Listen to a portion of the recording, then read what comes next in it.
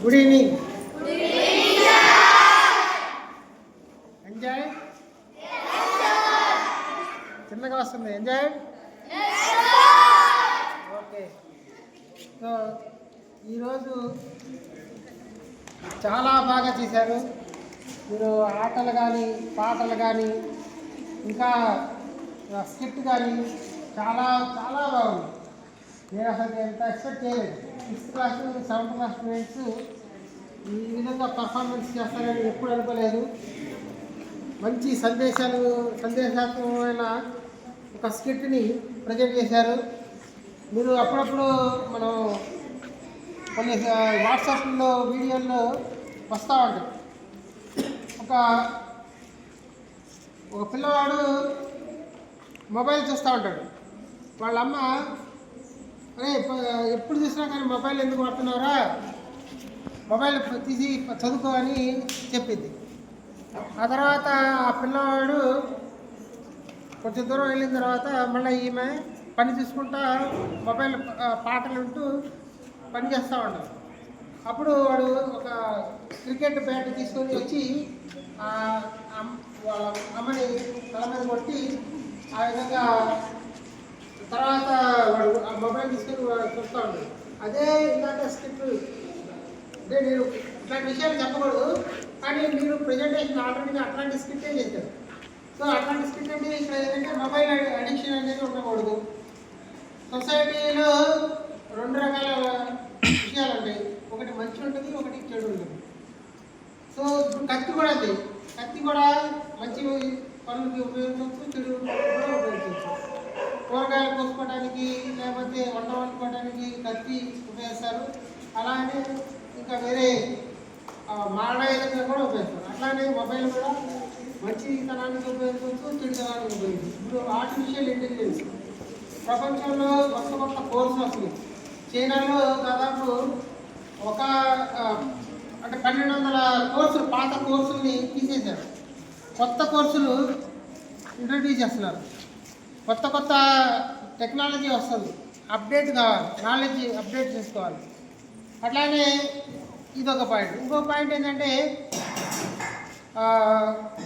మీరు చాలామంది ఎంతమంది ఐఏఎస్లు కావాలనుకుంటున్నారు ఒకసారి చేసి పెట్టండి. ఓకే సరే చూపించు మొత్తం రైట్. ఎంతమంది ఐపీఎస్లు కావాలనుకుంటున్నారు? ఇంకా సివిల్ సర్వీసెస్ అంటే ఐఏఎఫ్ఎస్, ఐఆర్ఎస్ ఎట్లాంటి సర్వీసులు ఎంతమంది కావాలనుకుంటున్నారు? చూడండి. ఎంతమంది డాక్టర్లు కావాలనుకుంటున్నారు? ఓకే. ఇంకా ఎంతమంది ఇంజనీర్లు కావాలనుకుంటున్నారు? Okay right. ఎంతమంది టీచర్లు కావాలనుకుంటున్నారు? Okay right. Once upon a time, Dr. APJ Abdul Kalam, he visited one international school and he asked the same type of question. How many of you want to become an IAS officer or to become a civil servant? And majority of the students, they told that they want to become IAS officer, they want to become doctor, engineer or something. And he asked one question, how many of you want to become a politician? Nobody raised the question, nobody raised their hand. So he told that there are 2 types of executives. One is political executive, another one is the permanent executive. Political executives will be elected by the people for 5 years. They are more powerful than the permanent executives. Permanent executives are selected by the UPSC.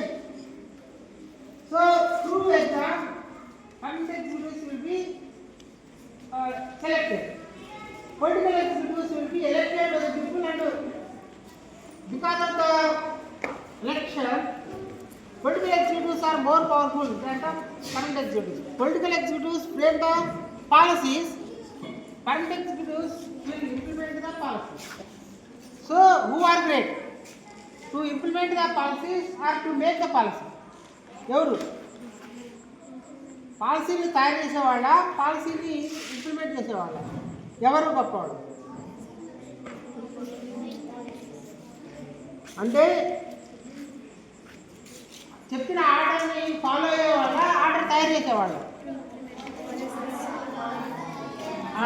Okay. So అంటే political executives are more powerful than the permanent executive. ఐఏఎస్లు, ఐపీఎస్లు ఇట్లాంటి వాళ్ళు అందరూ permanent executives. వాళ్ళు just implement చేస్తారు. Permanent executive మన దేశంలో ఉన్న దరిద్రం ఏంటంటే, చదువుకున్న వాళ్ళు చాలామంది ఈ యొక్క పర్మనెంట్ ఎగ్జిక్యూటివ్, పొలిటికల్ ఎగ్జిక్యూటివ్స్ కాకుండా పర్మనెంట్ ఎగ్జిక్యూటివ్ కావాలనుకుంటారు.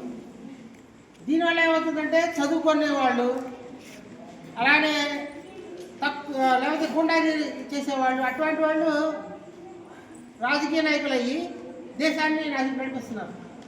ఇది ప్రజాస్వామ్యానికి చాలా ప్రమాదకరమైన విషయం. కాబట్టి మీరు ఒక చదువుకున్న విద్యార్థులుగా ఈ యొక్క ప్రజాస్వామ్యాన్ని గురించి అర్థం చేసుకొని దేశాన్ని ముందుకు నడిపించే బిడ్డలుగా తయారవ్వాలి. అంటే మీరు అన్ని విషయాలు నేర్చుకోవాలి. నేర్చుకొని ఈ యొక్క సమాజంలో ఉన్న తప్పుల్ని సరిదిద్దాలి. మీరు చాలామంది చాలా టాలెంటెడ్గా ఉన్నారు. మంచి డాన్స్ పర్ఫార్మెన్స్ చాలా ఎక్సలెంట్గా ఉంది. అలానే మీకు ఈ డాన్స్ కానీ, స్క్రిప్ట్ కానీ, లేకపోతే పాటలు కానీ, ఇటువంటి వాటిల్లో మీకు ట్రైనింగ్ ఇచ్చిన టీచర్స్ని అందరినీ అభినందిస్తున్నాను. మన అనిత మేడం, సోషల్ మేడం, ఇంకా టీవీ మేడం, అలాగే అలాగే విష్ణు సారు, అలాగే షరీఫ్ సారు, ఇంకా చాలామంది